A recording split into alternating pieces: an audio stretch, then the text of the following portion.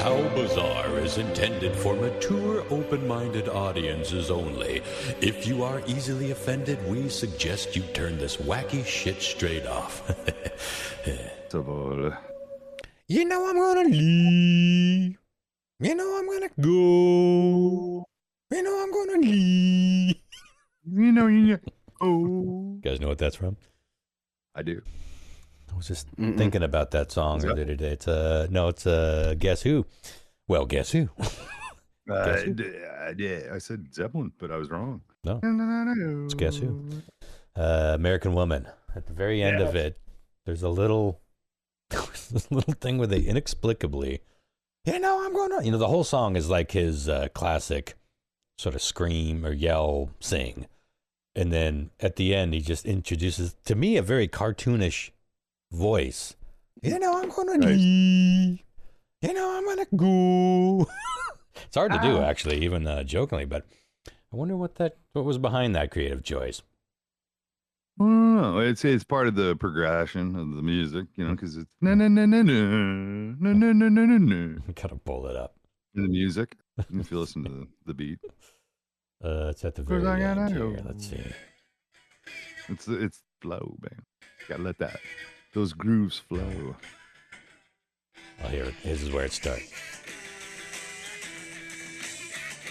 Oh, it's on the next little round here. So good. Gonna look for you. I'm gonna look at you right in the eye. Okay, here we go.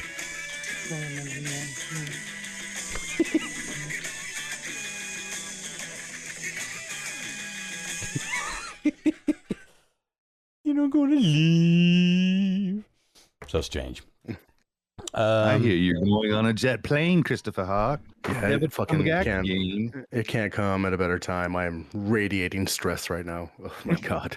So where does Christopher F. Hart go to get rid of some stress? In a place where he's surrounded by ocean. And fishes. This is interesting to the roundster. You've been to Hawaii before, yeah? No. Oh. No, I thought you had. Right. Nope, no, it's a first trip for me. Wonder why I did too. That's a big one. I mean, I've never been to Mexico. I've never been. I got shook down. Remember? I think you'll have an easier time getting home this time. Although who knows? It's gonna be this country. It's gonna be a lot more aloha, unless how much money do you have in your pocket to give me? Right, across this border. More lays, less machine guns. We hope. Yeah, I'm really looking forward to that. Yeah. Anything planned? What made you go to Maui? Oh yeah. The girlfriend actually received like a bit of a reward, like for performance. So we're going to Maui, and she said we can go here. Yeah, she works for a cybersecurity company in senior recruiting, and so she has like a big girl job, and they give her like objectives with bonuses, like real money bonuses and shit, like shit none of us are ever gonna fucking get. Sure. and one of them was this trip, and so she's like, we're going to Maui. And I was like, okay. I want a big girl job. How do we get one? Yeah, trust me. I don't think any of us want it. I watch her day in, day out. The shit she has to put up with is wild. She works very hard for what she gets. But I have no doubt. She she booked. She's the type of person that when the vacation's coming up, she's got like a fucking Excel sheet and Word doc with every day logged and activities and shit. So yeah, we're doing all sorts of stuff. She was the one that planned your Mexico trip, yep. What'd you say? Was she the one that planned your Mexico trip? Good likes to travel, and I'm like, cool. You need to get some aviation glasses, and when you're on the plane, you have your drink, and you walk around down the aisles, and you go, "Yep, this seems secure." Yeah, on my vacation, this is a secure flight. DB here. Christopher. He's sitting in the back smoking cigs. Like, sir, you can't smoke in here. Don't jump out without your shoes this time. I won't, I'm gonna drink a lot of drinks with fucking umbrellas in them. I've decided just tropical booze me out of my brain. There you go. I'm ready for it, man. How are you guys doing? What's been going on? Well, the usual, cranking out the magazine, dealing with art shit, and trying not to burn the whole world down. Damn. Pretty much trying to stay alive. Yeah. You notice that picture I sent you guys? It was a anamorphic lens. They sell anamorphic lenses for most cameras these days. Yeah, they look pretty neat. I thought it'd be a cool thing to do for me because nobody's doing it. but I was going to start doing some photography with anamorphic lens. So it's going to look like on Instagram, it'll look like a still taken from like a film. Mm-hmm. You know what I mean? It'll have that elongated, without being squished. You gotta unsqueeze it. Yeah. To 133. Got a de-anamorphic, the anamorph. Yeah. And you get the little black bars as a concept for it. It'll be cool. It'll be fun. My first it'll be a thing we'll do for a little while. My first film camera that I got when I was making a go of filmmaking, like being an art filmmaker, was a Bolex, 16 millimeter Bolex. And I think I got it in Montana, like a secondhand store. It was pretty reasonably priced. And because it came with like 3 different lenses, but one of those lenses was a widescreen anamorphic lens. And I never did get film and actually film anything with it, but just holding that thing up and looking through the viewfinder with that anamorphic lens was like so magical, because the entire world looked like directed by, Terry Gilliam or Sure. Coppola, a director's director. It just looked magical. It looked like movie magic just through the viewfinder. And, this was back when the viewfinders were analog, optical viewfinders. They weren't digital. So you were seeing through it's almost like a periscope down through the lens, but yeah, I don't know. Magnification. Mm-hmm. The beauty about those lenses, they weren't $1,000 a piece. Is that what yours was? The new ones now are about $1,000 a piece. They weren't cheap. The ones back then certainly weren't cheap. It's going to cost you about $3,000. I don't remember what I paid for that Bolex and all that, those accessories, but I do know I sold it on eBay for about $1,500, whole thing. And then the guy tried to rip me off because I had that, like I was dicking around with that. I hadn't used it, but I was monkeying around with it constantly. I knew all those lenses at least pulled focus. And I sent it to the dude, and he's like, hey, the widescreen lens on this thing doesn't focus, so I want a refund. I'm gonna send it back. I'm like, no, you fucking aren't. Focus. It was like, no, you fucking aren't. Well, it was the not the anamorphic, the zoom. It was the zoom lens. Yeah. He said it's not focusing, it's not racking or whatever. I was like, well, as you'll see in the listing, no refunds. It's as is, but I described it accurately because I was looking it over and testing it. I'm like, I bet that motherfucker had a broken lens, because these are desirable lenses. Well, they were back then. This was like late 90s, early 2000s, when people were really jazzed to be indie arty filmmakers shooting on film, 16 millimeter. That was a big thing. And even if that lens, or if that one thing was busted, he still got a good deal from that whole set. It was an amazing, clean Bolex. 3 different lenses. Everything was fully functional. In the original case, even. In really good shape. And I was like, I bet that motherfucker had a busted ass lens, found someone who was selling that lens in a set, got it, swapped out the lenses, and kept the good one, sent it back to get his money back. I didn't give it to him. And the fact that he didn't fight me on it tells me that I was probably right. But who knows? Maybe I'm wrong. Maybe it broke during transit, but I feel like I was getting scammed. That was one of the last times I used eBay. I was big on eBay the late 90s, early 2000s, and it was just like, fuck eBay. It got to be too much hassle. So happy to stop doing that. It's a little better these days, but it's still, I try not to deal with it too much. That's why I don't sell stuff on eBay, but I'll buy shit on eBay. Well, see, I think it's set up for the buyers. It's not a good experience in my experience as the seller. There's just too many people out there fucking trying to scam you. Like, they get the shit and they're like, oh, then like you just said, like, oh, there's something wrong, and they're like, I want a refund or whatever, and it's just like a fucking hassle. Someone that's not a scammer is a company called Moment, and they're the ones that make those anamorphic lenses for your iPhone, other cameras like your what is it, the other iOS, other than Apple, Android. It's real neat how they do it. What they do is they make they make phone cases, and they're all as Moments. You could look them up, and they have adapters that fit, like they orient right towards your camera lens, and then you would pick your choice between they have ND, like variable speed NDs that you could put on your camera, so you could actually stop down to a lower ISO, like that, like a lower f-stop, so you kind of get those blurry backgrounds and stuff like that. The iPhone's really good at that, as long as you have an ND filter. Anamorphic lenses, one's blue, you could buy a blue, or you could get in gold, the nice sheeny. Oh, I remember when back in the day you had to buy you had to get the blue filters to shoot day for night. Where if you look at like all the early B movies or indie films, you had to have really sharp equipment and really know how to use that equipment to shoot at night.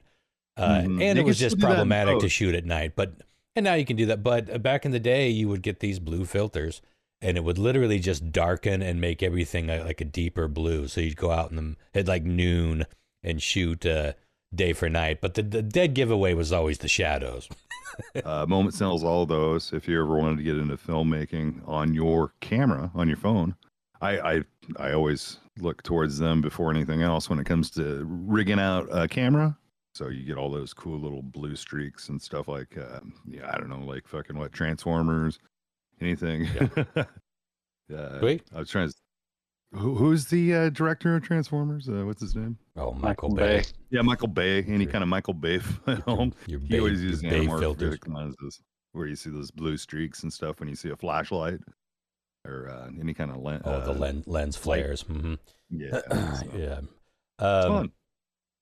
I gotta talk about something that the roster is about to experience, which is unique. So Sarah's oldest daughter, I don't know if you guys saw on Facebook, but she won Junior Apple Blossom Royalty. She is the queen, not a princess, not runner-up. She is the queen. Now everybody, good for her. Every That's town a big deal has their their thing. The Strawberry Festival, the Lilac Festival, whatever. Apple Blossom is the thingamamanchi, so she is going to be the queen, and she just invited me to do the daddy-daughter dance with her, representing the queen. Now, she's gone with her dad, but this year she wanted to go with me, so I'm going to go to a daddy-daughter dance. Oh, man, that's so cool. The Apple Blossom Junior Queen. I feel like this is going to be the most attention I've gotten in my whole life, and I've gotten some attention.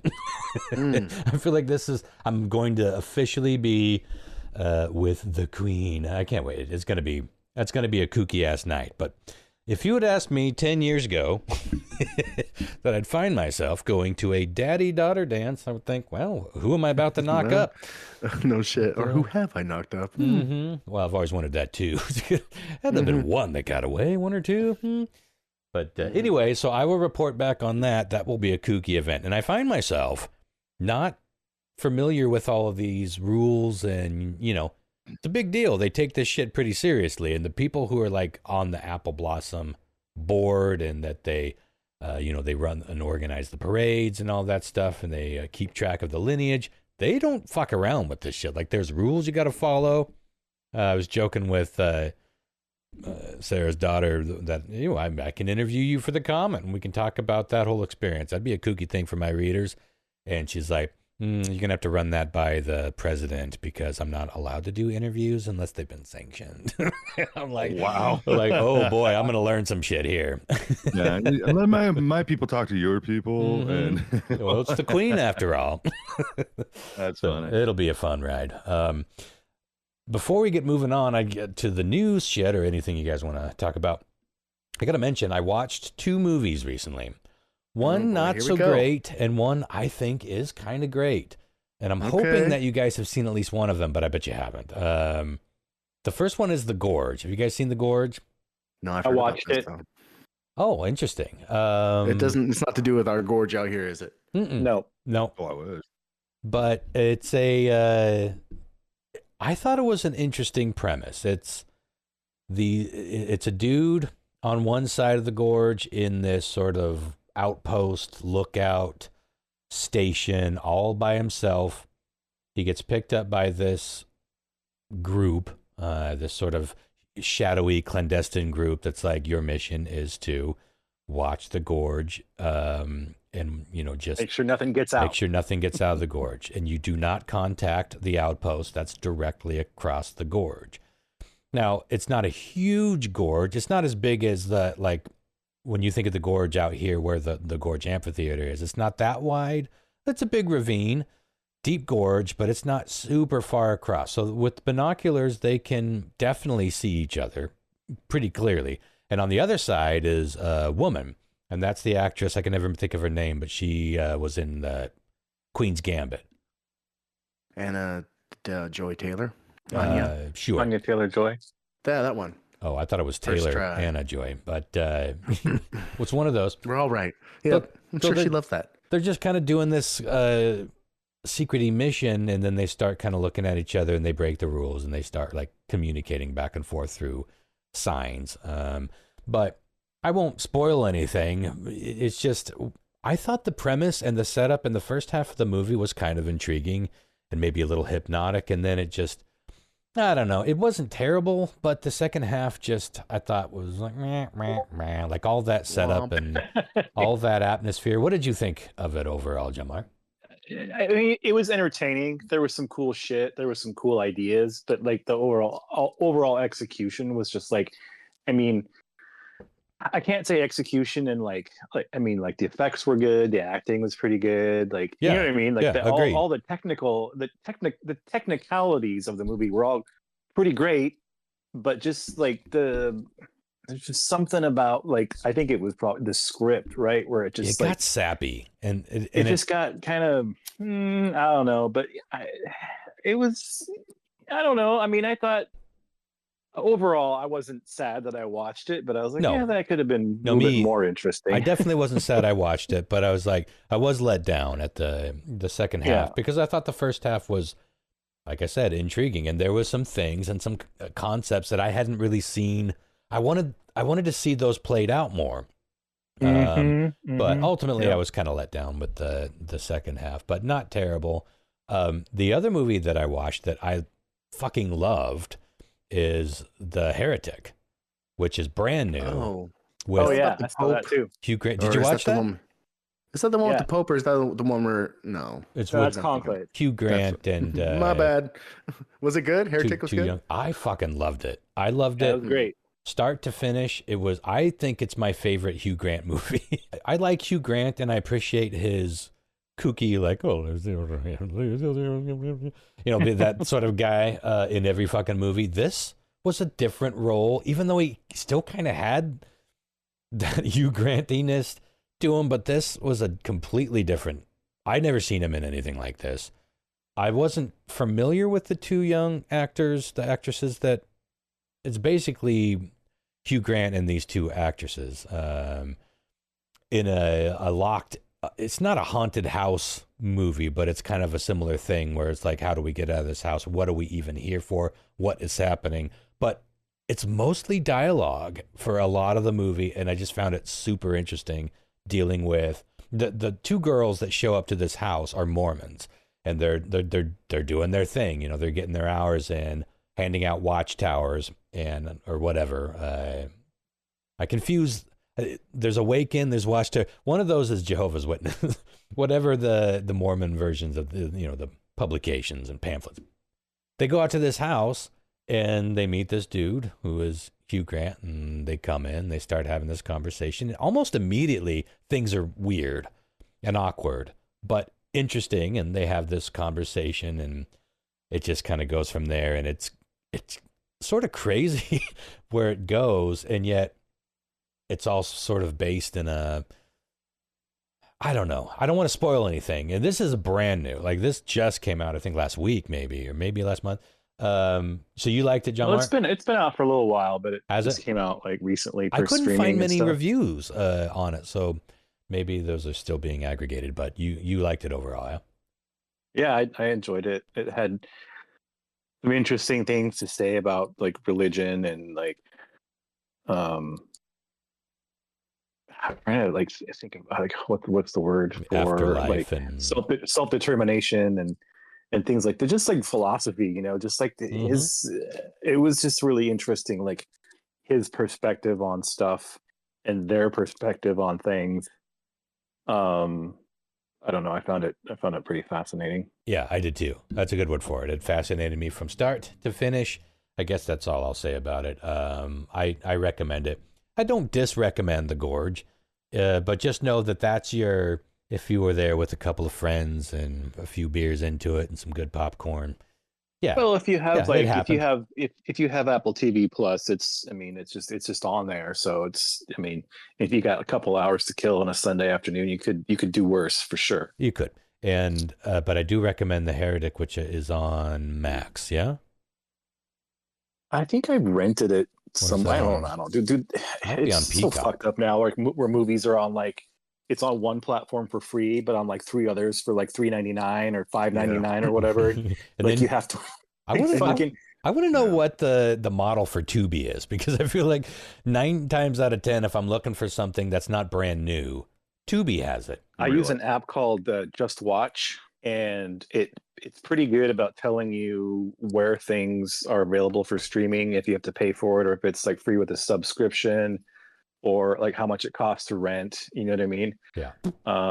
It's not infallible, but it's pretty good. So if you don't know where to watch something, like, so say like The Heretic, for instance, if you're like, okay, well, I know this is out there for streaming, but like, where can I get it for, you know, the cheapest, or am I already subscribed to something that it's on for free? Right. Yep.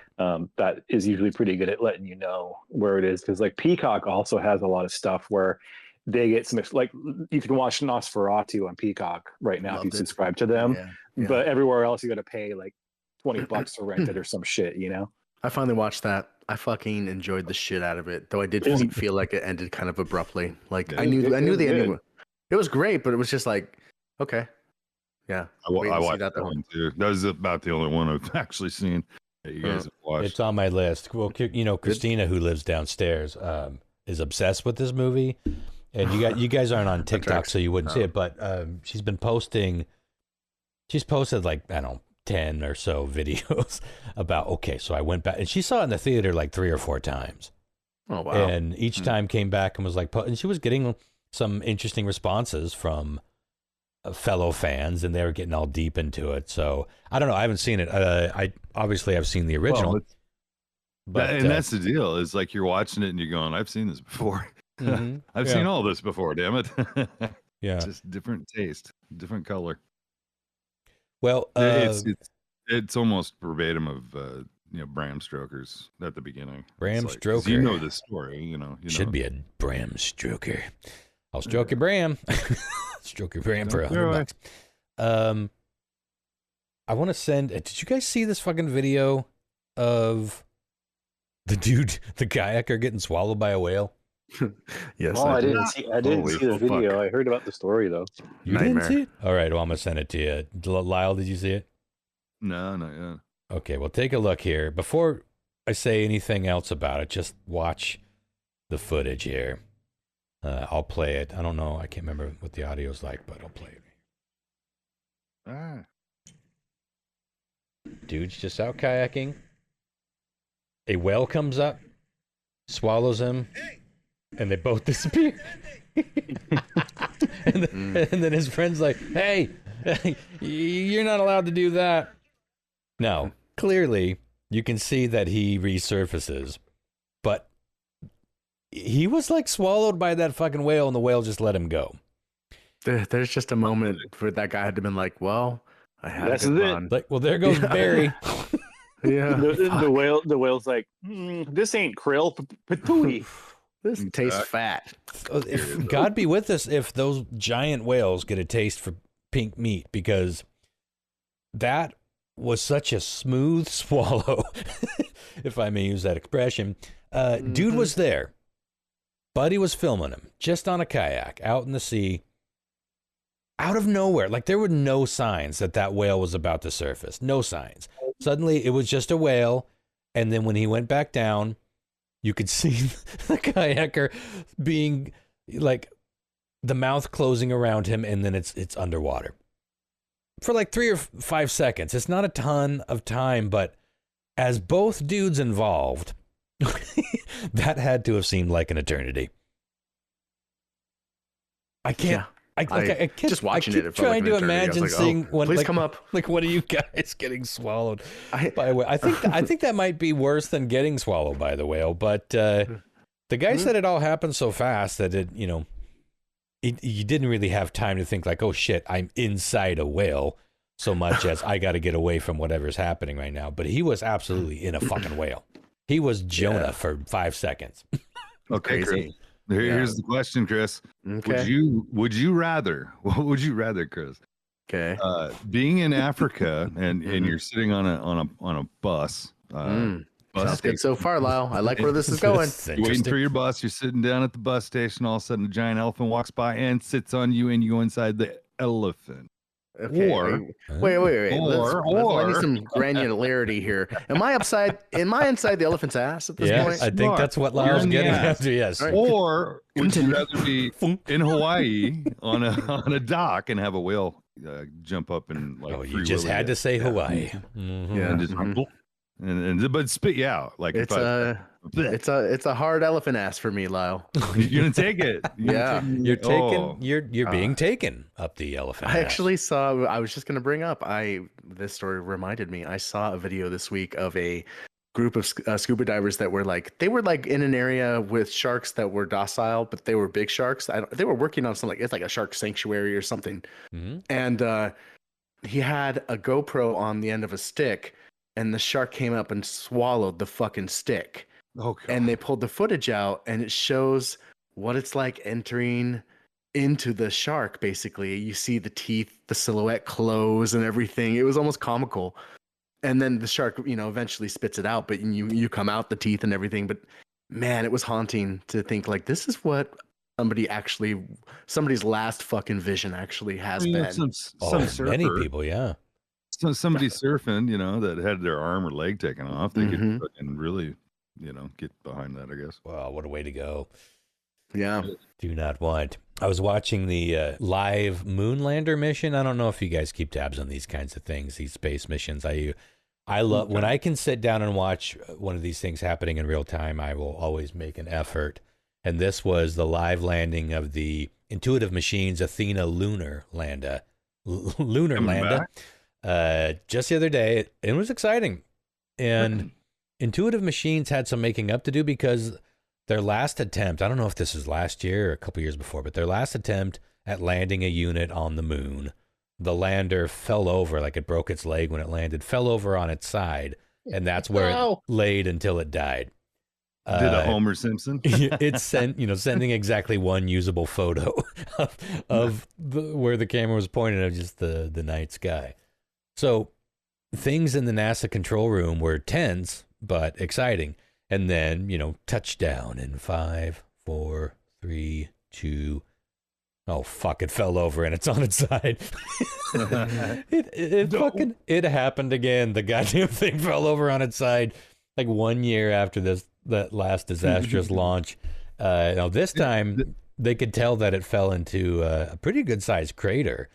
And once again, it got one neat little shot of the sky with Earth in the background. At least that was there, and you could kind of see the edge, sort of the rim of the crater that it was sitting down on. God, that's fucked. And I felt so bad for these guys because, like, imagine all this money and time and effort, and it's your whole life for like a year, maybe a couple of years working on this mission, and you survive the space travel. It's a successful rocket launch. Even that is worth celebrating. All these steps along the way were successful. Finally made it to the moon, and it did the exact same thing. It just fell over on its fucking side. But I was watching a live streamer sort of rebroadcasting this on TikTok, and he was giving some funny commentary. But as this was happening, he switched over to Intuitive Machines stock market page, and it was just plummeting by the second. It's funny but sad. No, you don't want to see it, but no. I had sat watching it for about 45 minutes. I was ready to see, because they were like, okay, get ready, because we are going to be it's not like this Martian shit where we got to wait until NASA downloads all the images. It's like, no, this This is going to be streamed from the moon in real time. We're all going to see these brand new photographs of the moon. And so everyone's waiting, and it was like within a couple of hours. So these lunar landers can recharge using solar panels. So until that sun is hitting the other side of the moon, that's their lifespan. They try to time it so that they get full direct sun for as many days as possible. Once that goes away, that's basically the end of there's no more power, not for long anyway. Now, unfortunately, as you may have guessed with the luck of this company, the solar panels are face down in a crater. So literally within a couple hours of the stream, IM declared the mission over. And it was weird because you could tell something was wrong in the control room. Like the tone was weird. And it was like, okay, get ready. We're going to send all these things. And then just like nothing, and then nothing and nothing. And you knew that it should have landed a while ago. And then the host, the NASA TV host, came on and said, and we will now be concluding our live broadcast of the Athena lunar lander. Thanks for joining us. And that was it. Yikes. And everyone was we're like, what? They're from NASA, yeah? Well, Intuitive Machines, I'm hoping I'm saying that company right. Well, that's a separate company, but they work with NASA. Okay. That's just like SpaceX and all these other companies, it rode up to the moon on a SpaceX rocket. So there are a lot of these, companies working together, but NASA is still the one that has all the shit to track these flights, and you're probably still going to work with NASA to some degree, no matter what company you are. So, right, even if you're down there in Florida. It was a couple of different entities working together. But I was going to say, go ahead. Because our stranded astronauts that are up in space. I was just going to bring them up. Yeah. It's looking like it's going to be a year and a half before they come back. No, Elon said he's going to step up and he's going to get them back. Yeah, he's got a great track record too. Well, that's been After hearing that story, I'm not sure. That's been the plan for a while, but I don't think they're going to get up. It doesn't sound like they're going to get them back until, I think they've been up since what, June? We just talked about this. I can't remember the dates, but in June it will have been a year, and I don't think they're going to get them back until later this summer. But yeah, he's the one that's going to get them because they're not. Well, they're not, scheduled to be up there, so they don't have the right. How fucking boring that must be for them. Like, up there, what are they doing all day? I hope they're just fucking like balls to the wall. Though. They have a capsule to get back down. They're just waiting for the other people to come up there so the station will be manned properly. Is that the truth? I thought they were up there with other seasoned. No, that's true. They can get down anytime, but they're just waiting. Like, they're doing experiments. They have everything that they need. There's nothing. They're not stranded. We talked about that part. But we're only supposed to be up there for like a week or something. I mean, their original mission was, but like they were like, oh well, we're here and we'll just stay here until they get other people up here, and it's just like it's fine. I guess we can run test 8 for the 700th time. Here we go. It's not. Yeah. Anyways. Well, and there are people bored as shit though. Yeah, well, I bet they just want to be back on Earth. But, we talked about this part. On the flip side, one bonus is we don't have a ton of studies on long-term life in space. Like, these people, if they come down, even in late summer, they won't be the people that have been up there for the longest. I think that was almost 2 years. But we don't have a lot of people that have been up there that long to study, so they'll provide some sort of, they'll be famous, but I'd like to imagine that they're all just up there having orgies. I mean, what else are you going to fucking do? We talked about it. They don't have booze. I wonder if they have anything that they can get fucked up on. Got to have some party just materials fucking weighted Scrabble. Yeah, I think that'd be dangerous. Weighted Who's ready for magnetic Scrabble? They'd have to be fucking weighted. I just came up with that on the fly, but I imagine you place your piece down. It's got to have a little. I guess the weight doesn't matter, does it? Just fucking floats up. It would be. It's all magnetic. Yeah, magnetic Scrabble. Boom. There you go. It's just weighted. Like travel Scrabble. Remember with all the travel games that you play in the car and get seasick? Oh fuck. Yeah, but we'll see. But I feel bad for these guys at. I am, because they're the fucking laughing stock of the space world right now, and they're just trying. Like they were this close twice. Can you imagine, like, again, can you just imagine what it takes to get anything on the fucking moon? That's incredible. And they succeeded twice, but just couldn't land it. couldn't stick the landing. Have you guys watched that show For All Mankind? No, I've heard it's good though. It is. Like, there's a lot of similar like themes that go on in that show, you know. So it's pretty interesting. Well, we got to talk about this Gene Hackman death. This is one of the saddest and strangest tales, and it seems, I mean, correct me if I'm wrong, but it seems like we mostly kind of have all the answers at this point. What was, oh God, what is that magazine? Yeah, pretty much. Well, what's that magazine in California that they have a TV show? That's usually crap, you know. TMZ? Like TMZ. Who's the guy that runs that? The older guy, kind of skinny. Rupert Murdoch? I can't. No. No, he's the main guy there. Is it Perez Hilton? No. He was with TMZ, I think, at one point. But he came out. I can't remember the dude's name. What the official, I guess, logist of everything was going on was that his wife died, and she died of some kind of like traveling disease. It was hantavirus. Yeah, this is everywhere now.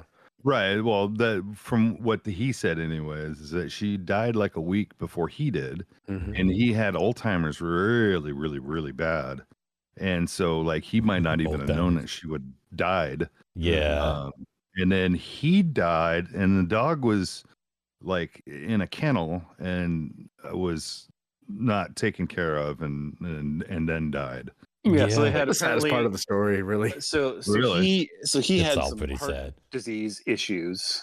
So he had to take medication for that. So she died of hantavirus. They had 3 dogs. They created one of their dogs at some point for whatever reason. And so she died of the hantavirus, and then he was, he had Alzheimer's, so he did not take his heart medication, and then he had a heart attack and died, and so then the dog died as well. And the other 2 dogs are fine. They could tell How did the other 2 dogs survive? They were eating Hackman. Well, I don't know. Cats only. Well, weren't they? I don't know if that's true. Dogs won't. I think the other dogs were outside, weren't they? I don't think they were in the house. Yeah. I don't remember. I don't remember hearing any specifics But it was about so them. strange. But I just read that the other 2 were okay. Like, she was in the bathroom. They found a bunch of pills. Turned out those pills, like, bit by bit, this thing came out. The first wave was like, it was probably carbon pills monoxide. found everywhere. And then pills found everywhere. Okay, so maybe a suicide because she couldn't handle living life without her husband who had just died. And then ultimately it's completely flipped, and just a weird case of circumstances where she died from probably cleaning out something in the yard or wherever that had rat droppings or mouse droppings. That hantavirus is fucking nasty. That's why I went medieval when there were mice in my house. I was like, nope, there ain't going to be no fucking mice in my house shitting in my fucking silverware drawer, because I knew about hantavirus. And it kills you within like 2 or 3 days. Once you get it, it's not a death sentence, but I think it's one of those things. It's like 50, maybe even 60, 70% you're going to die. It's a nasty fucking virus, and it's in so many rodent droppings. That's why if you ever come, you're cleaning something out, a garage or wherever, you get some sort of infestation, you really research on how to clean that. I would always spray shit with bleach, but apparently that's not even the right way. But you definitely want to go in there with the right kind of respirator, so you can't inhale you got to that. wear breathing protection and all that shit. You go in there sweeping and just fucking asking for a horrible death, a quick death, but a horrible one. So she got that, died in the bathroom. Gene Hackman, 95, super fucking Alzheimer, dementia, doesn't know what the fuck's going on, not able to take care of himself. His caretaker dies. He doesn't know what the fuck's going on. He dies. And they found out that the timeline of when he died because of his pacemaker. Like, the last event recorded on his pacemaker was, they were able to go back how many days that was before they found him. I think it was 10 days before they found him. That's pretty wild, by the way. That is crazy. Yeah. If you think about that, everybody that wears a smartwatch, if anything bad happens, that's an interesting thought. Yeah. Like They could this just is look when at the your, pulse like, stopped. Fitbit or Well, yeah. Or if you have, even if you have your phone on you, because you know how your phone tracks your yeah. footsteps. Yeah. Yeah, this is when you Like, stopped moving. They stopped taking steps Like on 0 this steps day. a day. Yeah. Exactly. Yeah. They made it Interesting. 5 miles out in the middle of the woods and then dropped down here. It is interesting how so many people, when we get to the dog part of the conversation, it's like, oh, that's awful. Like Well, the whole thing is just awful, fucking but it is tragic sad as that hell. the dog did just starve or die of dehydration from not being able to get out of the fucking kennel. But Jesus Christ, what a weird story for such a legendary. But being such a legendary actor that died, no matter how he died, the stories were gonna come around. But it's fascinating listening to stories about him because it seems like everybody has this respect. Everybody that's worked with him, actors, directors, writers, whatever, they all have this deep respect for the man, and they love the craft, and they're honored that they got to work with him. And he was a nightmare to work with. Not because he was necessarily a shitty human being. He's one of those people that just took everything so seriously and was very confident in his skills and ability. I remember when I went through, I was a massive Sam Raimi. Well, I'm still a massive Sam Raimi fan, but I tried to get every single DVD and the audio commentaries. He had great audio commentaries, especially for someone like me who was an aspiring filmmaker, because it was all these amazing stories about how to, make movies, both DIY, low budget, out in the woods, filming the original Evil Dead, and moving into Hollywood money and dealing with that transition. But I remember Bruce Campbell talking about his experiences with he seemed more open about the stories than Sam Raimi wanted to be, but there was like all these scenes where Sam was like, okay, Gene, and now you're going to come out here and do this and then that and then move over here. And Gene would just look at him like, I'm not going to do any of that. He's like, here's how it's going to go. And just like, I was listening to Bill Murray talking somewhere not that long ago, a couple days ago, about working with him. And it's just like everybody, in so many words, they say the same thing, like amazing, brilliant, genius, fucking nightmare to be around, nightmare to work with. You know what my favorite Gene Hackman movie is? Which one? Up until fairly recently, I probably would have said Unforgiven. But in a weird way, I mean, to me, that's a Clint Eastwood movie, not a Gene Hackman movie, even though he is literally the counterpart and most people's favorite part of Unforgiven. But I don't know. To me, it's The Conversation. Have you guys seen that movie? It's been a long time. I am shocked with how few people have seen The Conversation. It's Francis Ford Coppola. I think it was his follow-up to The Godfather, if I'm not mistaken. And an incredible movie, a very strange movie, and it's, Hackman plays a private investigator, and he's a snoop. He's paid to catch people cheating or whatever, and he's working on this case, and he becomes obsessed with this woman who is part of this case, and he's just kind of like driving himself crazy. It's mostly just Gene. Tons and tons and tons of scenes where it's just Gene off doing his own thing, and he just fucking, it blows me away every time watching that movie. It also has an incredible soundtrack, and I don't know if I brought this up on the last episode, because I know I was talking about Severance. The only thing that bugs me about Severance, it doesn't really bug me. It's just, it weirds me out because there is a little bit of theme that it's like the main theme, not for the opening music, but the score as shit's happening in the movie. It is so derivative. Like it's such a copy of the Conversation soundtrack, which is one of my favorite soundtracks of all time, mostly piano. But it's weird how shameless of a ripoff it is. I finally had to get online. It's like other people have had to spot this. And yeah, there's like entire Reddit streams. Like, does anyone notice that the music for Severance? But at one point I thought, God, is it? Maybe they're just using one of the songs. But for some reason it bugged me more that whoever was doing the score for Severance basically just did their own version of it. But that theme it's funny, though. Yeah, go Well, ahead. it's funny how a lot of people will, when they're watching a movie, they won't really pay attention to the score, or even TV shows for that matter. You know, there's a Yeah. lot of TV shows like The X-Files, for instance. When they do the score through that, and it's a lot of piano, it's a lot of odd, synthesizer stuff. But you don't really notice it, unless you're listening for it. And when you hear it, then you can't unhear it. It's kind of cool. Let me see if I can find the one. Well, this is part of it. They got their own little pacing. So just this first part, tell me that doesn't feel like Severance. Oh, yeah.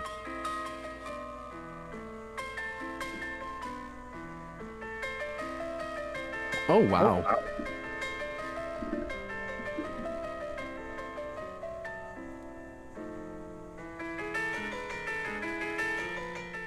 Like you can even picture scenes. Now, maybe, I don't know if I'll be able to find Severance soundtrack as much. Severance soundtrack. I'll probably want to play the theme. The theme is a little different, but main titles, Labor of Love. Let's see what. Okay, this is the same chords. Like that could be the exact same song, but it's a different part. Just slowed down.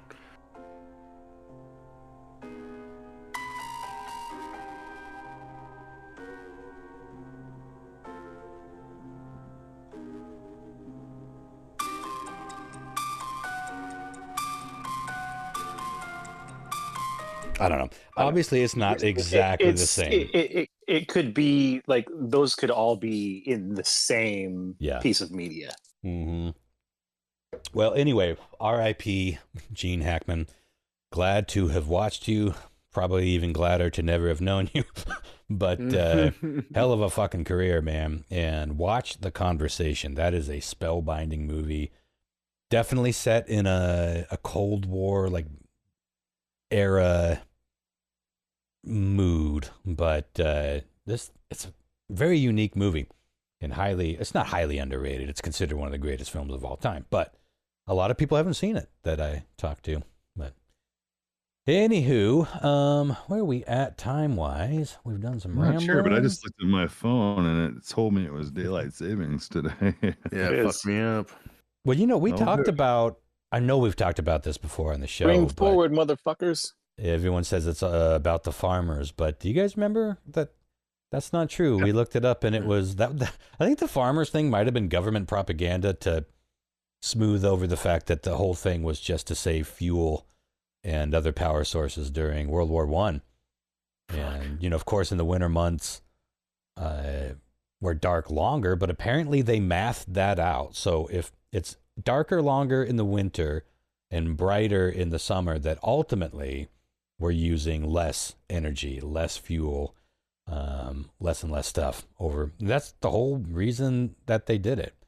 And I was looking into it because I was like, why is this so wonky? Why does this make you feel so wonky? Because there's like a daylight saving time adjustment period, I feel like sure it takes me like a week. Yeah, it's about a week, and it's really just it boils down to your circadian rhythms being thrown off.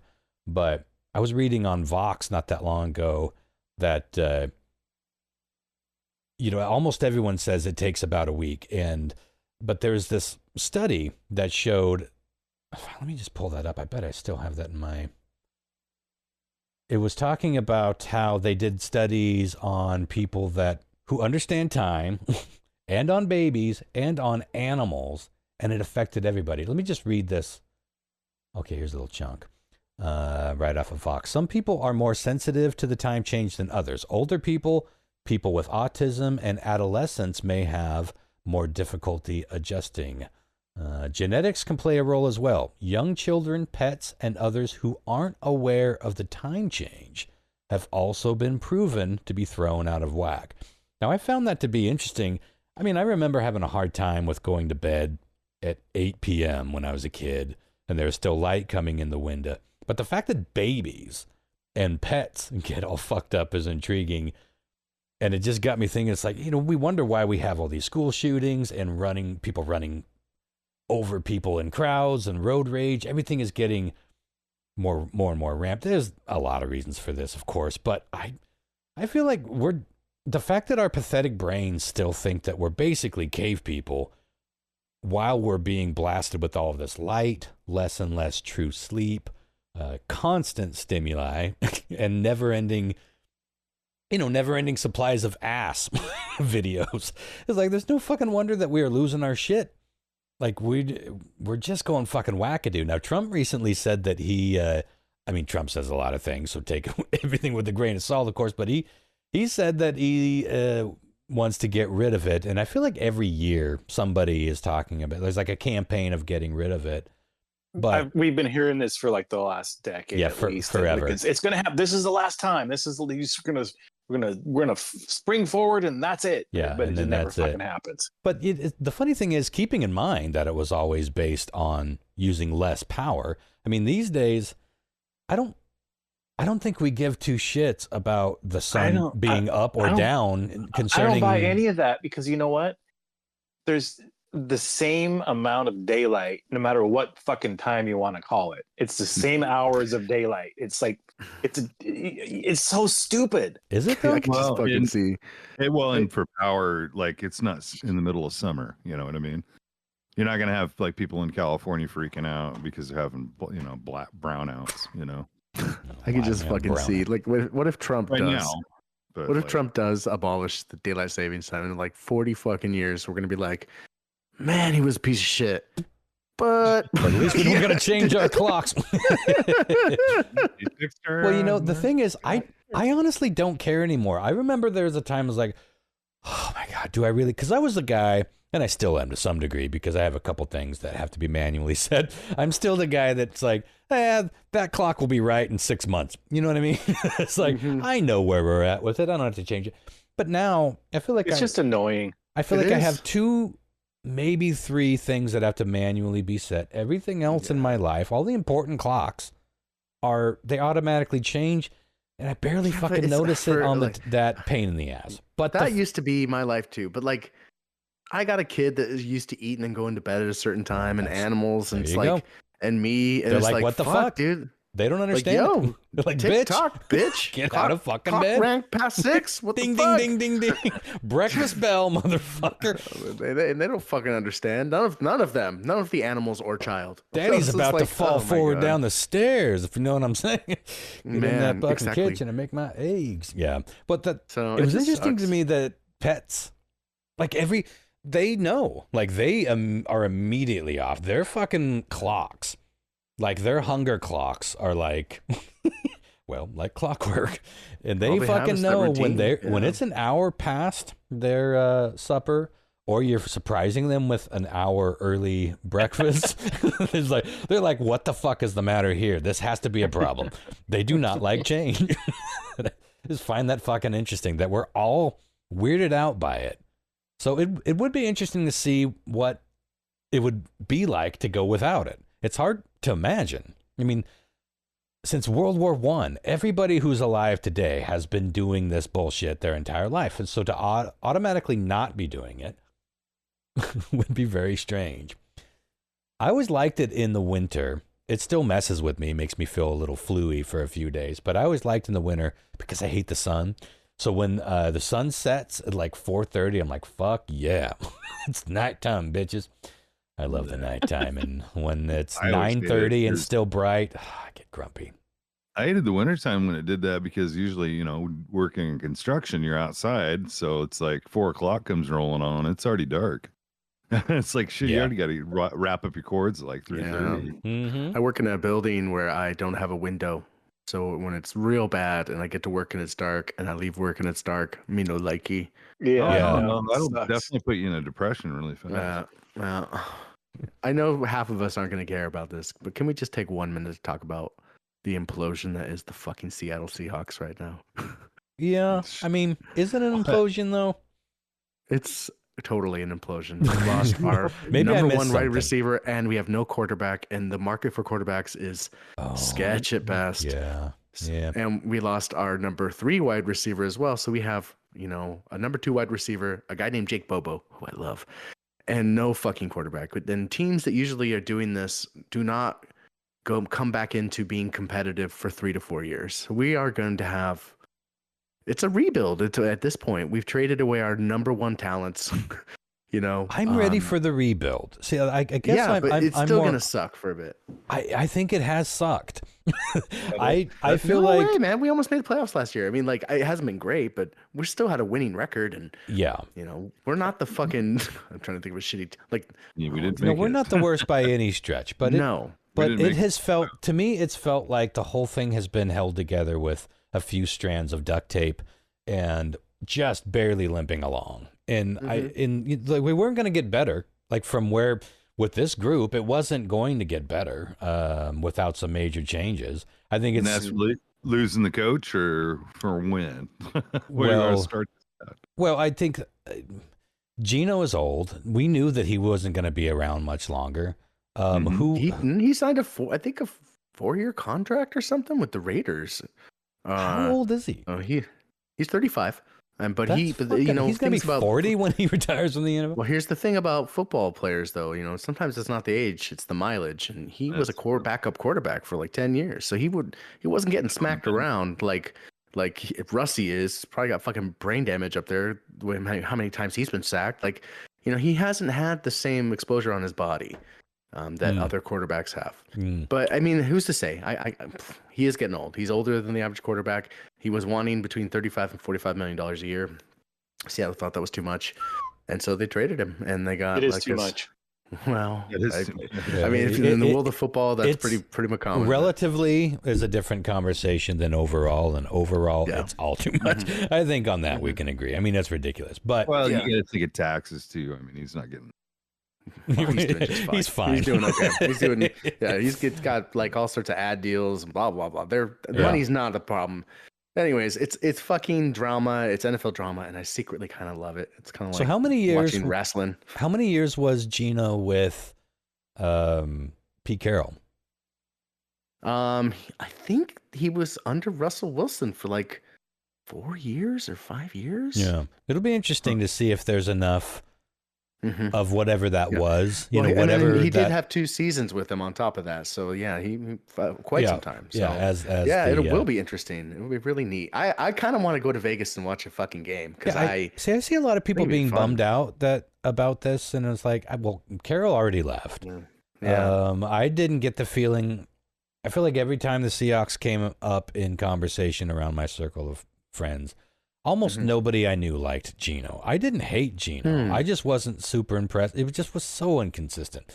And I was kind of indifferent, and to see them reuniting down in Vegas, I don't know. I don't have a problem with it, but I feel like no matter what happened, that this was like the Hawks got to figure out some shit, and the Hawks need a star player. I mean, who do we got? Who do you think is our star player now? I mean, it's like it's fucking Jackson Smith and Jigba at this point. He's the so no star player. We don't have any stars anymore. Like it's gone, and we've got a decent running back and stuff, but he wasn't lights out last year. And Jackson Smith and Jigba had kind of a breakout year last year. It's his second year in the NFL, but we just don't, and that's okay. Like our cap space, which is like how much money we have, we are allowed to spend on players. I don't mean star like celebrity, of course, but we need somebody that everyone's like blue chip players on. They call them, like Wilson. Like, look how cheap we got Wilson. He was a star. He was a rising star, and people were excited about him, and that changed everything. There's got to be somebody out there, but it doesn't seem like. So who's the QB now? We don't know. I wasn't following. So we have a backup. We have I can't remember his name. We got a backup quarterback, but they're the looking backup at is not stepping into that role. That they're going to get They're looking at the quarterback from Minnesota. What's his name? I can't remember. And he was all right. Sam Darnold. So that's one that they're considering. I say just bring Russell Wilson back for a reunion fucking tour for 1 year. If we're tanking anyways, right? Bring him back, let him retire a Seahawk. Could that be done? Is he in a contract situation? Yeah, he's going to be available. There's talks that Aaron Rodgers might come play for Seattle for 1 year. I don't want that at all. weird. He's so I fucking don't want old. it, but man, I kind of want a peek at that. You're curious a little universe. bit, right? I'd watch. I I kind of feel that way about Russell at this point. I mean, my God, I'd be do kind of it. excited if Russell came back, and Yeah, that would be. we'll It'd be see. interesting to see how Seattle responded to that. We don't have the problem is that this next draft apparently isn't a great draft for quarterbacks, so there's not a lot of talent coming out of there. We have to go with somebody that either wants to get traded or is on the open market, and that doesn't leave a lot right now. There's so many teams that are like quarterback hungry right now that need a fucking quarterback. It's put us in a really tough situation.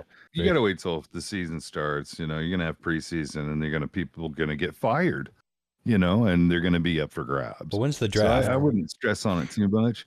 Well, I'm kind of desensitized to all that shit because I was a huge Mariner fan, and I watched our fucking Mariners become a farm team for fucking New York, dude, for years. Sure, yeah. All our good fucking players all got fucking sent over to. Boy, we're kicking ass. Bye. Yeah, thanks. I do want to. On the note of the NFL draft, I do want to say. I worked a little magic at my place of employment this year, and we are we always have a draft party. It's like a ticketed event where everyone comes in for like $75-$80 and they get to sit down and watch the first round of the NFL draft, and we bring over some like Seahawk legends and with stuff. And usually the guys we bring are like, meh, but this year we have Earl fucking Thomas, and we have a few other people that I can't say. I mean, I can say, I tell you guys now, but you definitely have to bleep it out because I have to keep it a secret. Okay. Edit that for sure, because that we're not supposed to. We can't say it publicly. Yeah, right. And so you can get autographs with all these people. $75. I've been talking with Brandon from the Seahawkers podcast, and I put them in touch with the casino. They're going to come out and live broadcast from the casino during it. We put them up in rooms and stuff. I'm really excited about it. So it's a pretty cool little event that's really, really turned into something special. So can I leave all that stuff in and just edit out those last two names? Yes. Okay. Yeah, just anything. That's a fun tease. Although, this isn't open to the public. This is. It is. Yeah. It is. It's $75 a ticket, and it comes with a buffet and everything, and you get to hang out in either the Beach Rock or a sports lounge, and you can get autographs from the players. And watch the draft. So, all right. So this posts tomorrow. So where do people go to? You go to clearwatercasino.com if you want to check it out. There's links right up there. But it's gonna be pretty cool. I'm excited that the Seahawkers are coming. They're pimping it on their shows now, and they're gonna do a meet and greet with listeners and stuff, and like a dinner. So pretty cool little thing. And it's close to Seattle. It's just a 25-minute ferry ride to Bainbridge Island from downtown Seattle. So should be fun. And the names that Chris couldn't say are names that if you care about the Hawks, they're good names. Hey, I gotta get out of fucking town, man. Clears up, man. Yeah. I'll get you in. It never fucking clears up. Yeah, I know. I need an assistant. I live vicariously through your Facebook feed because I get to learn about all the shit I don't get caught up on because we're so far apart. But, you're keeping busy. It sounds like your music with Sarah's you doing more shows there. You're fucking doing outdoor movie nights again. Yeah, movie nights here in Liberty Theater, which is a worldwide famous theater right now. Because apparently the other night at Captain America really brought the house down. Literally? Yeah, the roof collapsed. I have no idea. So nobody died. There were two people in that theater. Now, look, if you see the fucking photos, it's scary. Like an entire HVAC unit fell through the fucking ceiling. It could. So many people could have died. That's scary, dude. Like if this was a packed theater, they're like 1,200 pounds, dude. We'd be talking at least 10, probably 10, maybe 15 people dead. Can you imagine if you were in that movie theater watching like Twister or something? That shit fucking happened. I know. I wonder what point of the movie. Because someone's had to have interviewed these people. Maybe I'll look into that because I'm friends with the owner of the theater, and boy, did he have a week. Well, what's funny is we did a screening of an amazing documentary called Rainier, A Beer Odyssey. It's Isaac Olson directed it. Peterson Brothers produced it. It's Tacoma filmmakers, and they made a movie about the history of all those amazing Rainier beer advertisements. I didn't realize until I was an adult that Rainier beer wasn't like a big national brand. It was a big brand. It was semi-national, but not every state had it. Not every place in the U.S. even knew what Rainier was. So they didn't see a lot of these commercials, and they were so specific to the Northwest, and just a huge part of our growing up in the 70s and 80s. And it's a fucking incredible movie. So I just remember the one I remember the most. I think that almost everybody else does is the car engine Rainier Beer commercial. It's a motorbike. You guys got to see this documentary. I'll let y'all know on the podcast when it's up for streaming. You can't see it anywhere except that's not even in theaters now. They're showing it in festivals, and they've won a lot of awards, and it's worthy. It's an incredible documentary. Even if they just sort of shot the thing, talking heads, a little bit of history. But Isaac Olson is such a great director. We hosted another one of his documentaries on Dickie Rossetti. Really? Yeah.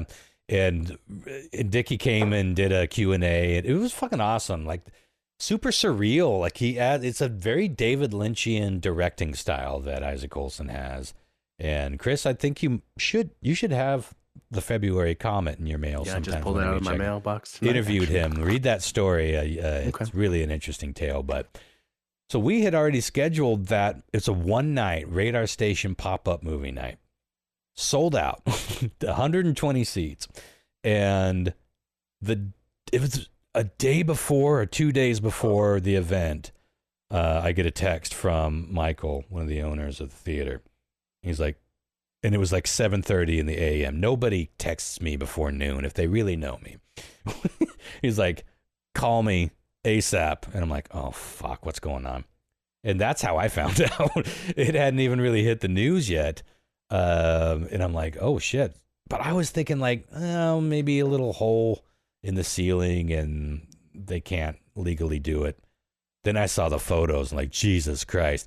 But the thing is, nobody died. Nobody got hurt. They're fixing it. They closed down. We were already scheduled they have two separate buildings. One is at the one end of the block. The other is at the other end of the block. 3 or 4 buildings between those two buildings. Completely separate building. And that's where we had already scheduled our screening. So we were fine. We didn't know if they were going to be able to be open at all. That, the city could have said, no, we're going to shut down everything and look over every single thing. No, they're like, no, this is the older building. When you fix that and run everything else, you'll be fine.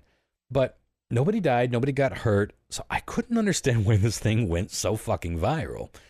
But I guess it is just a mixture of all the built-in jokes. Like, really brought the house down. Saturday Night Live did it on their evening, what was it, the Weekend Update. New York Times picked it up. And it eventually went international. Like, BBC did a story on it. It was like quite a week for them. And, we were biting our nails for about 24 hours. Is this thing going to happen or not? But it gave me a great opening line for when I was hosting the Q&A after the movie. I bet it did. What was it? What I just said, which was I hadn't seen Captain America, but I hear it really brought the house down. now, but at that time, I had not heard anyone do that joke. I'd heard a lot of jokes, but since then, I've heard plenty of people say it really brought the house down. It'll be interesting to see if it stirred up some spooks. Oh, yeah. The Liberty Theater, ask anybody that has worked there. Haunted, my ex-wife worked there. You moved the tombstones, but not the bodies. They will all tell you that it is haunted, 100% haunted. Mm-hmm. Well, I think it's more in the downstairs basement, isn't it? Versus so much everywhere. No, I think it's every which where. I think I've heard. Well, you know what they say? They say like when you're renovating, like an old house or something like that, or an old property like that, that when you're fucking around by redoing things, that's usually what stirs spirits up. It's almost as if this entire country was built upon some ancient burial ground.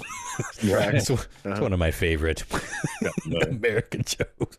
It holds up. Well, shall we take a quick recess and get into some weird triv?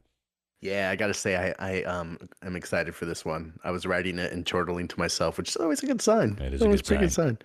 And I've been drinking for 5 hours, so perfect. With that combination, what could go wrong? It's gonna be great no matter what. It is 9 o'clock, so you've been drinking probably for like 8 hours. Hey, I ain't there yet. It's Weird Trivia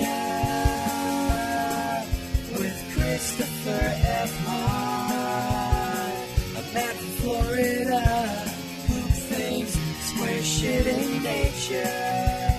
Don't get me started on the goddamn brown hair. It's weird trivia that might get Christopher fired. Okay. Question 1. It's been reported that we're going to get an Evel Knievel movie here next year. Which star has signed on to portray the troubled stuntman? I hear he had a troubled fucking life. Okay. Was it A, Leonardo DiCaprio? I could see that. Is it B, Timothée Chalamet? Yeah, he's the hot boy. Is it C, Elliot Page? Interesting. Or is it D, Adam Sandler? Oh, good, you got to go going over the Snake River, damn it. Come on, you'd fucking watch it. Get out of my way. Adam Sandler as Evel Knievel. I would watch the shit out of that. Although it makes more sense to do like Goody Kennedy. Interesting. Again, we're getting the Evel Knievel flick. I need more laughs at Goody Kennedy. Okay, there you go. Goody Kennedy. Okay, that's enough. Again, who is going to play the legendary stuntman? Is it Leonardo DiCaprio, Timothée Chalamet, Elliot Page, or Adam Sandler? Elliot Page, I feel like, is an interesting choice for a few reasons. But, I mean, Timothy, as I said, that Bob Dylan movie was fucking incredible. He's kind of the it guy right now. I feel like a lot of people could have played his character in Dune, and I think those are the only two things I've seen him in. But the Dylan movie was incredible. Oh, really? It's been he was the young version of the son. It's been too many years since I've seen that. But it is him. Leo makes the most sense to me. I know he's kind of old at this point, but Evil was doing that shit for a long time. They can smooth things out with digitals, but Timothée Chalamet is Evel Knievel. He knows how to ride a motorbike. He rode one in the Bob Dylan movie. I'm gonna go with Leo. Okay. John Mark. He said Adam Sandler. I don't know. Hold on to your Bideca. Yes. Interesting. Yeah. Because, I mean, Adam Sandler is even older than Leo, right? So is he? I think so, yeah. Yeah. He's a little bit older than me. Probably not by too probably much. Like 53. Yeah. But, I mean, Leo could play somebody 10, 15 years younger than him. Little makeup, like I said, CGI. Yeah. Sandler's got 8 years on Leo. I won't tell you their ages, but yeah, that feels about right. Oh, he's 58. Leonardo looked 15 for like 30 years, and then all of a sudden he just looked 40. Yeah. And now he looks okay. It's kind of like Depp. Like Johnny Depp looked the same for like 2 decades, and then all of a sudden, it all hit you at once. It really, it's like it does. Yeah. Fuck, I'm so nervous. All right. Yeah, I don't. You'll be fine. With that hairline and those teeth, Chris, you'll be just fine. Thank God. Johnny didn't take care of himself. I mean, let's be honest. No. I don't want to pick anybody. I don't like any of these choices. Okay, John Mark goes with O for 0. The rare John Mark meltdown during trip. Pretty rare. It's not so rare. He's playing on tilt right now too, so it's anybody's fucking game. Didn't we do a bit for a while? John Mark's. Oh, what was it? John Mark says everything's stupid and everything's but what? No, it was. Well, people are dumb as fuck. Everything is stupid and people are dumb as shit. There it is. Yeah. I'm gonna go with Elliot Page. Okay. It holds up. It really holds true. Elliot Page. Okay. Well, I'm gonna get on my motorcycle and take that jump. Yes. Well, you got me to do to jumping over the cliff. Want to jump to school bus? You have Chubbs out there rooting them on. Here comes the Crashica. on the hips. I looked at my motorcycle in the butthole today. It drove me mad. Who is the number two? Who was the number Chalamet. two? He was the number two. Timothy Chalamet. Timothy Chalamet. I don't think it was him. Who was number three? Elliot Page. Okay, I don't know either. Two of these, I don't know who they are at all. Wow. So you're going Sandler is what you're telling me, Lyle. What you gonna do when I come out of that booth? Well, look, they could all play Evel Knievel. It's just a question of Which one would you like to see them? What type of movie is this going to be? Right, exactly. Exactly. That's why I can see Adam like, in Goody Knudy, just not Evel Knievel. But well, it's like Will Ferrell in the racing movie he was in. Yeah, Talladega Nights. Yeah, Talladega Nights. I was expecting Adam Will Ferrell's Sandler name to pop up here, honestly. riding a dirt bike. That'd be great. So Lyle, I'm not sure I got an answer, buddy. I'm gonna go Adam Sandler. Fuck it. Fuck yeah, Lyle. You know when I'm coming out of the booth. I'm glad that somebody honored that. If somebody is fronting a Hollywood, although who knows, maybe Adam's fronting that. He's got that money. He can make his own movie. Right, he does have the money. He He can star do as his own Jesus if he wants to, which would be ironic. Oh. All right, guys. Question 2 is a 6 question. So I'm going to make it worth 69 points. Oh, Just kidding. We're going to make it worth 2, though, for sure. Just because I want to. Spicing it up. Nice. Sex question, guys. Listen up. Of the following sex acts, which is the most dangerous to engage in? I bet I know. Is it A, anal sex? Mm-hmm. Is it B, shower sex? Maybe I kind of don't dangerous in there. know. Well, that Is could it throw C, things. reverse cowgirl? Oh, you could break your Mm-hmm. thing down. Or is it D, blowing air into a vagina during oral sex? Does it go It's tough. like that when you pull out? See, before you even listed the answers, was like, it's got to be reverse cowgirl because. Have some experience with that But one, do you, Ron? I have to admit, I was thinking purely from the male perspective, because if you are going to have your dick broke, it will be an excited partner doing reverse cowgal, but blowing air into a vagina, I know is not advised. Beef. What, you don't inflate your lover like I do? A little bit of kissy and a woo woo. Where's the valve first time, Chris, with the real woman? Where's the valve? And sent her to the ER. Right before you go down on her, you make sure that you. I've done this before. Hold on. Like a hot. I'm a virgin, but I'm not an idiot. Now I'll taste it. I'll taste it when it's not so hot. Oh boy! But then you also said shower sex, and shower. Listen, the older I get, every time I successfully dismount my shower, fuck sex, just dismounting safely my shower is something to celebrate, because I feel like every day it's like, ooh, that was a close one. And at some point, it's like, okay, this is the one. Which is the most dangerous sex act to engage in of this list? Anal sex, shower sex, reverse cowgirl, or inflation? Inflation. Okay. Oh boy, I am torn between the shower. You don't want to be too torn if you go in there. And the pussy blowing. Cold and naked on the floor. I know these are all. I know that blowing, you don't blow air into the vagina, folks.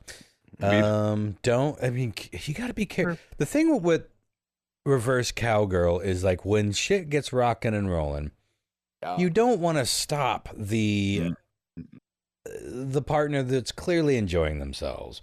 You want them to ride that all the way to the moon. The thing is, they tend to forget that what they are riding is a dick, a fucking blood-filled wiener sausage.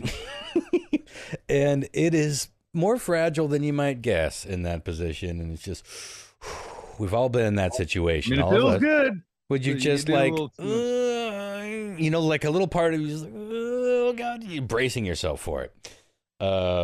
It's risky.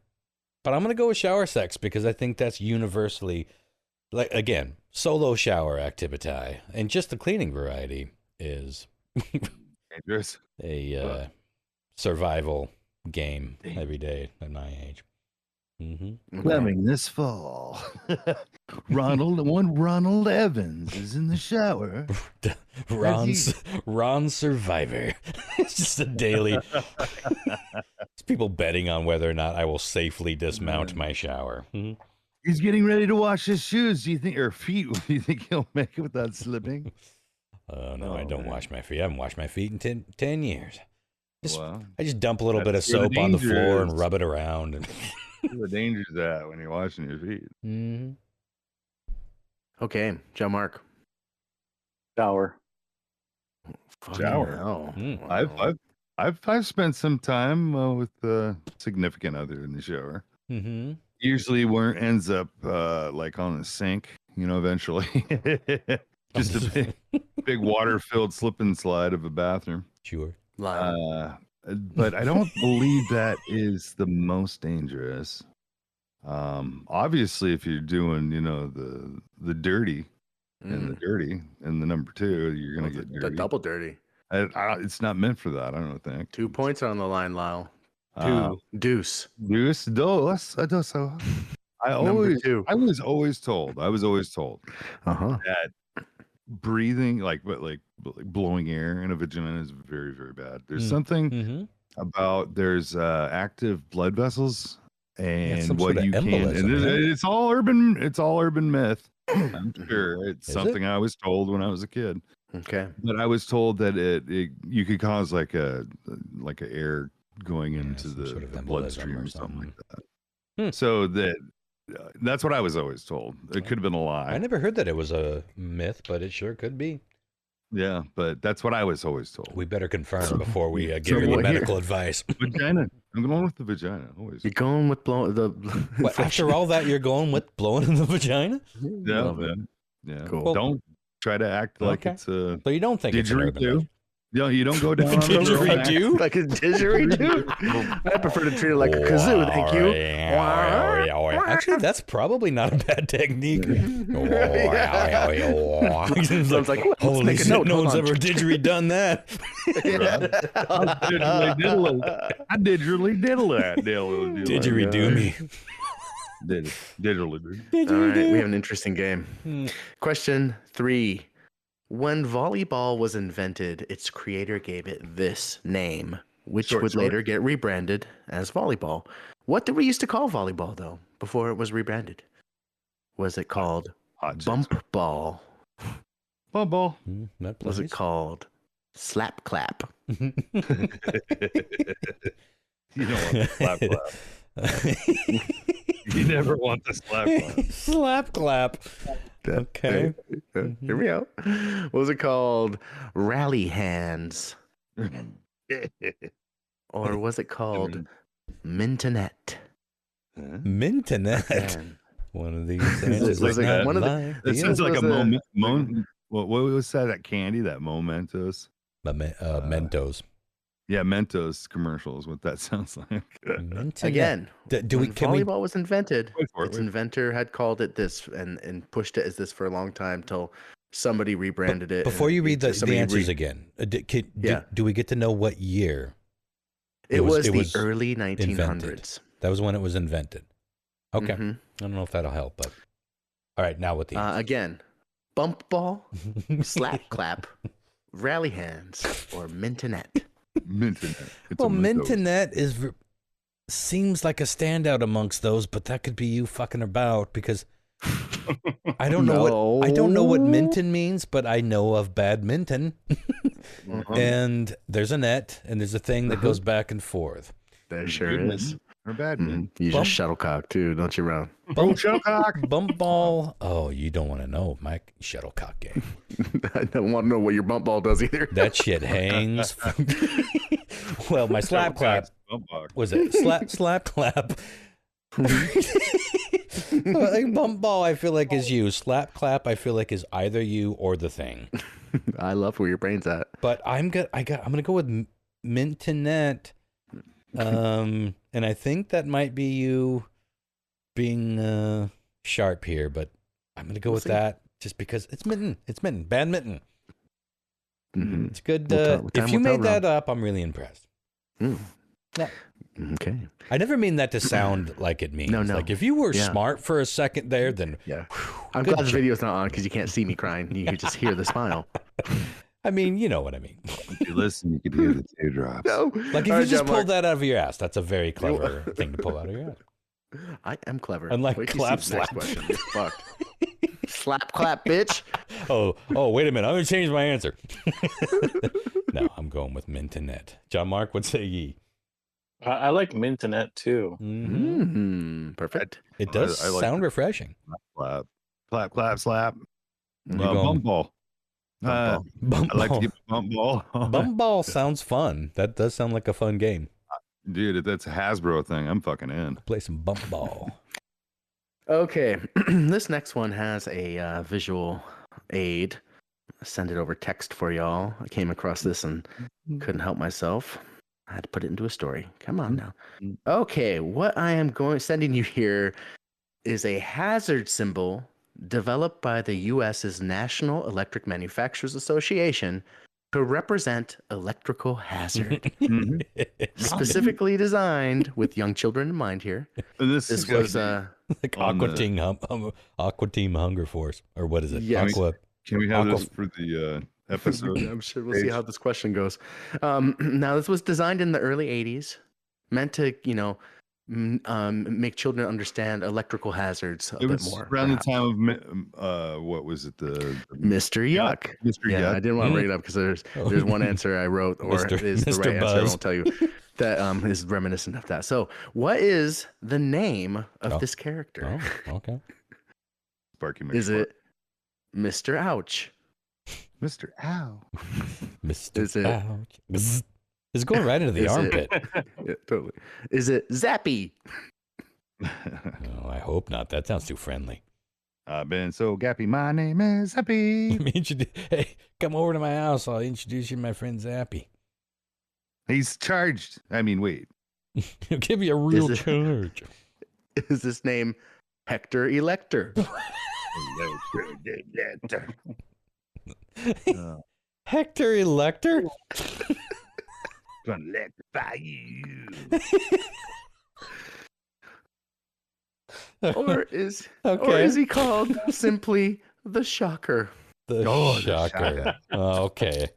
Now we're Again. getting somewhere. This was developed in the early 80s The shocker.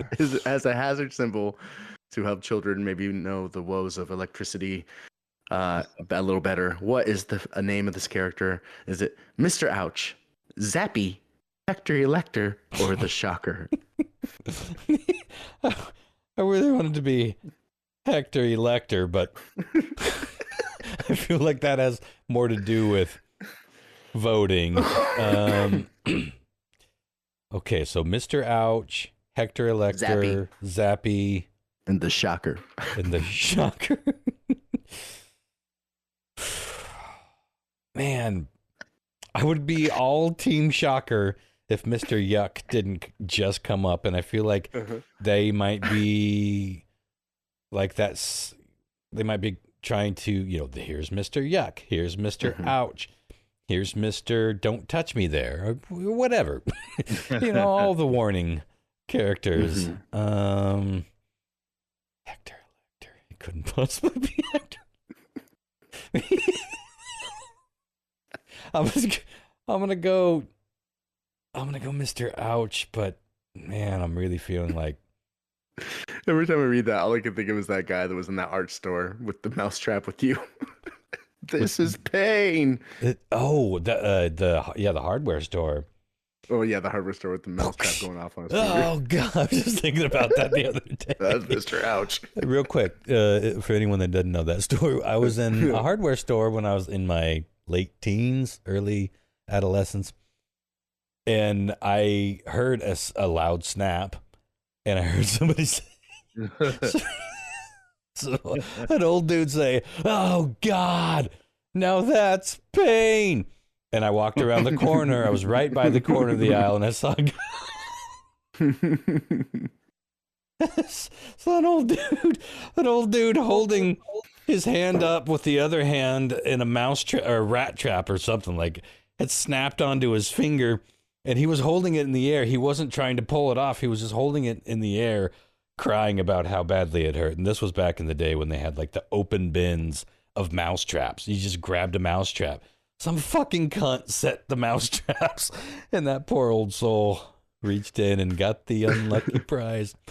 Oh my God. I quoted that guy for, well, I guess going on 40 years now. Yeah, it was so great. Yeah, I've told people that story for you. My friend Ron. Who says, like you say ow. You say, yeah. You don't say, now that's pain.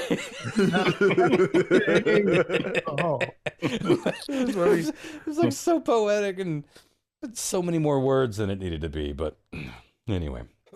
Okay. John Mark, if you need a recap, let me know. Zappy. He sounded pretty confident there. He sure fucking did, Ron. That my Mr. Ouch. The more I think about it, the stupider Mr. Ouch sounds, but oh well. You're gonna need I think it's not Hector Elector. I'm going with Shocker. I knew. I was like, let's go with the Shocker. I will put money on it not being Hector Elector. You are fucking like you have the money to lose, Ron. Let's do it. Hey, there's $9 in my bank account. All right. Let's see how we did here. Where did Lyle go? He went with, what do you think? It was a real shocker. Oh, he just Shocker, of course. Yeah. All right. Well, this is an interesting game. All right. Question 1. It's been reported that we're going to get an Evel Knievel flick, and the star is going to be motherfucking Leonardo DiCaprio. Ron starts off to a good start here with the point. All right. Yeah. That's not Adam Sandler, but I fucking wish. Yeah, that's who I was originally going to go with, but I'd rather Sandler. Come on, that's so great. Would watch. Okay. Question 2 was a sex question worth 69 points, or just 2. One of the following sex acts is the most dangerous to engage in. We talked about anal, we talked about shower sex, we talked about reverse cowgirl, and we talked about inflation. The answer was blowing air into a vagina during oral sex. You guys all had the idea. Lyle stuck with it for 2 points, though. Which is funny because Lyle's the one that acted like it was an urban myth. Yeah, but and it was, and it is similar. It does have something to do with the blood vessels in there. Apparently, it can lead to an embolism forming and popping. Yeah, and it can lead to death pretty quickly. So don't fucking do it. Yeah. Don't do it. You can blow on it. We should stop calling them all blowjobs. First of all, there's really no blowing involved, from what I've experienced. Mm-hmm. Yeah. Okay. Although we don't use that. When volleyball was invented, it wasn't called volleyball. In fact, somebody was finally like, you should really just call this volleyball. The guy was like, "Fuck, okay." But you know how we volley the ball. Totally. Mm-hmm. But the name it had prior to that was given to it was Mintonette. Couldn't fool you. Okay. Ron and John Mark coming in with a point of pop. Now we're all tied. We are all tied up here. Mintonette. Which leads us if it wasn't for my association with badminton, never would have gotten just a shocker. Yeah. The hazard symbol I sent over was developed by the U.S. National Electric Manufacturers Association in the 80s to represent electrical hazard and maybe steer kids away from putting fucking forks in sockets, like I tried to do as a child. The one goes into the other so well. No shit. It wasn't Hector Elector. It's true. I made that up. Shocking. Shocker. No pun intended. It wasn't the Shocker, Lyle. I'm sorry, buddy. I had to honey trap Lyle there was something I knew he'd pick. It wasn't Zappy, John Mark. No, it's sorry, Mr. buddy. Ouch. It was indeed Mr. Ouch. That's amazing. Well, my logic sounded so good in my head, and then I'm like, it's not fucking Mr. Ouch. It was like the perfect thing that you would have made up. Well, never really caught on, strangely. Mr. Ouch never got on because it literally shows somebody dying. What happened to the boy? Mr. Ouchie. Well, you see, kids, the electricity went straight into his armpit, which is close to his heart, so he probably felt all nothing. I want is the episode image to show Mr. Ouch with a little "Hello, my name is Hector Elector" on his fucking front of his shirt. Hector Elector. Hector, I just love that elector is not a word that has anything to do with electricity. Not at all. But you got it. I mean, It sounds it's got like some it. of the letters. That's how I knew it couldn't Hector be. Elector, come on, you immediately knew what that fucking meant, that joke. You fucking immediately knew. I knew it meant you made it up. Yes, I did. God damn it. Elector. Although kids would have bought into it. I mean, we bought into worse. But yeah, well, I knew as soon as I saw that graphic, well, here's the episode image. But yeah. Hello, my name is Hector Elector. Oh, Hector, old Mr. Ouch never caught on. I guess. So what? Oh, Dude, that would be pretty funny. Actually, just make him wear like a mechanic, button-up shirt, and then have that Hector Elector on there like a name tag. Oh, the like a one name that tag. You know what took its place was just the yellow triangle with the lightning bolt. That's what. There you go. Yeah. Mm-hmm. No child is no children are being killed. I don't know. I feel like Now it's just adults that get killed by it. I feel like Mr. Ouch. Well, I would wager that more adults get electrocuted than children. I wonder. Oh, yeah. Let's look that up. It's got to be right. Like most. Oh, for sure. The kids probably don't. If they survive putting shit into the outlet, then most of that stuff it's tripped before they can have like a coronary. No, that's not true. I remember when I was a kid, I used to do it. Because I had a stereo, and the only way to turn it off, I believe, was to unplug it. And so, like at night, I had to have something to sleep to, and I would plug it in, and I having a hard time with the plug and the receptacle. So what I would do is listen. That's what she said. So what I would do is stick my finger in the middle of the plug. And I'd stretch out my finger to find the outlet, and then kind of, just push it in, But sometimes I would accidentally get electrocuted because my finger was in between the prongs of the plug. I do remember the shocker. So I'm accustomed to being shocked by that. It doesn't trip the breakers; it will just shock the shit out of you. Technically electrocuted, which is means you uncomfortable. died.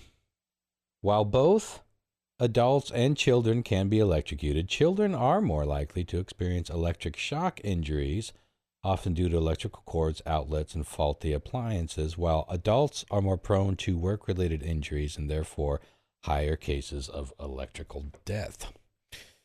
So we use the word electrocuted like you just got shocked, but I mean, it's like executed. To be electrocuted means you got killed by electricity.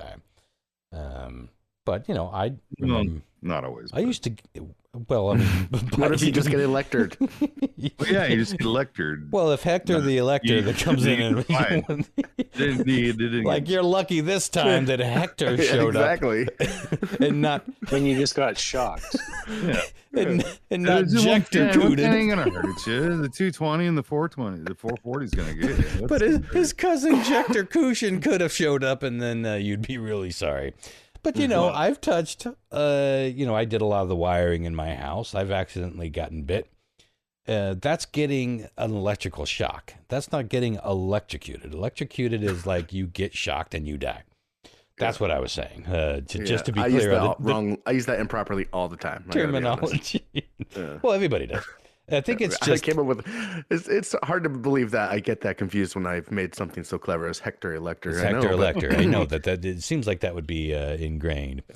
Yeah. Well, anyway. Well, avoid Hector the Elector. Yeah. Until it's time to vote.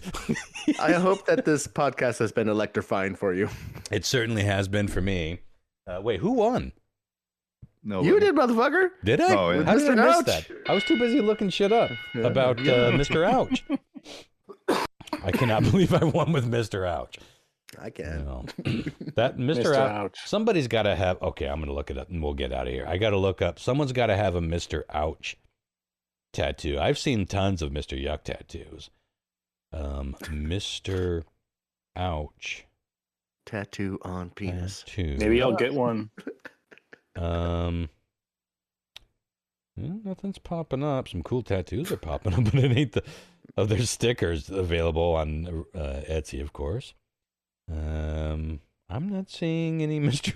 I think Mr. Ouch might be a little obscure. I think you really did a deep dive here to get us Mr. Ouch. I don't see any Mr. Well, there you go. If you want to, it's hard to get original tattoos these days.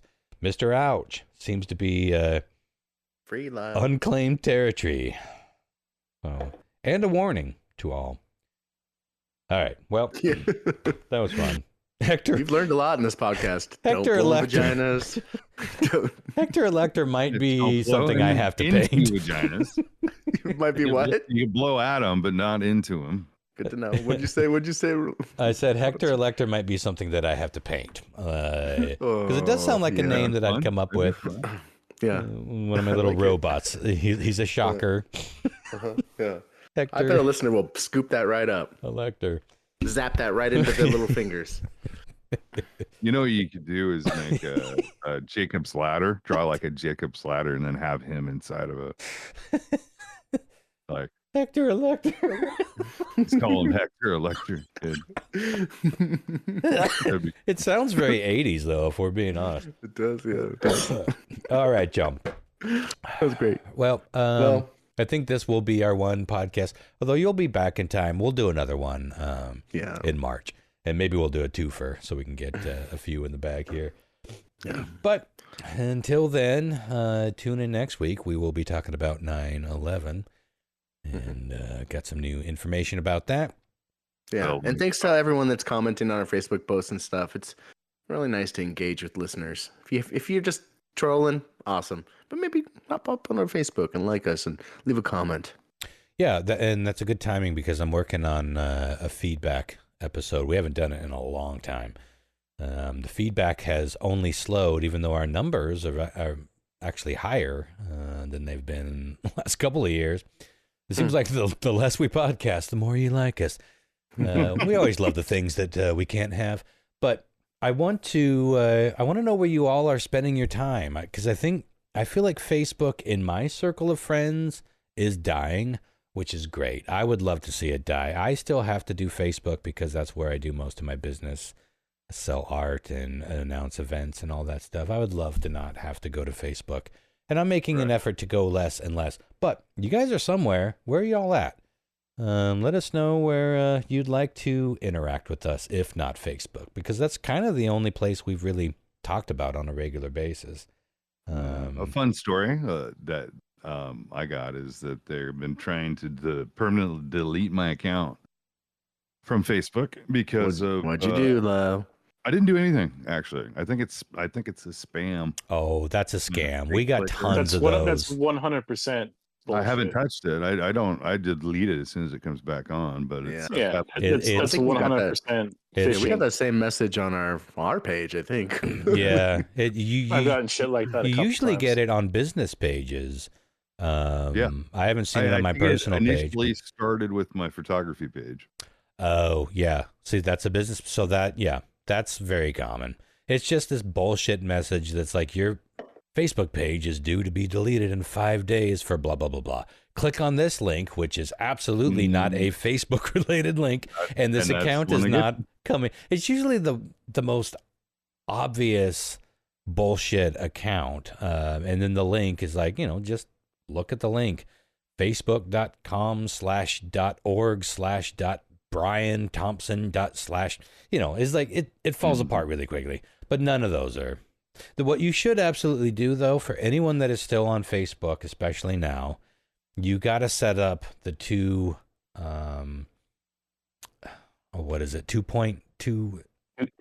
authentication. Thank you. Two-factor authentication. Because if people hack into your Facebook, especially if you're like me, and you've lived on Facebook, and I accept and give Facebook payments, they have everything. It's a pain in the ass, but I have to re-log in all the fucking time. And when I do on a device, it treats it like a new device. It's a pain, but more and more people are getting hacked on Facebook. I got my Amazon hacked. I do the same thing with that. Yeah, someone bought $500 worth of gift cards on my Amazon. I think I talked about that on the show a while ago. I was like, okay, no more of this fucking auto password shit. If I'm going to a thing all the time and it's an important thing and I'm using my usual email and all that stuff and it's got my contact, I'm doing two-factor? What is it? Two-factor authentication. Do it. Right? It's a pain. Fucking do it. Because they got you. They got everything they ever need on you. Anywho, until then, we'll talk about 9/11. Until then, get yourself a VPN. Sponsored by. Yeah, I haven't really played around with any of that, but all right, y'all. You get a sponsor. Thanks for tuning. Well, they should have been. What was it? Memento or Moment? Reach out to them. Oh, Wow, Moment, you talked about them for 5 straight minutes. That's a sponsorship. Mentos.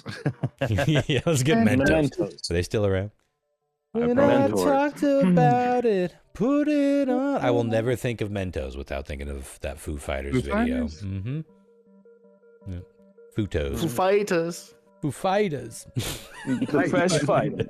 We fight with Foo. Oh, Christopher. All right. I mean, Bye, guys. Christopher Walken. Okay, bye. Oh, Christopher. Yes. You saying Don't funny you know they're things, about etc. aliens? Oh, Hector, the Elector. Oh, Hector Elector. You show the Foo Fighters and aimed at the aliens. Damn it. Goodbye, Hector. All right. Good night, y'all. Adios. You're zapped.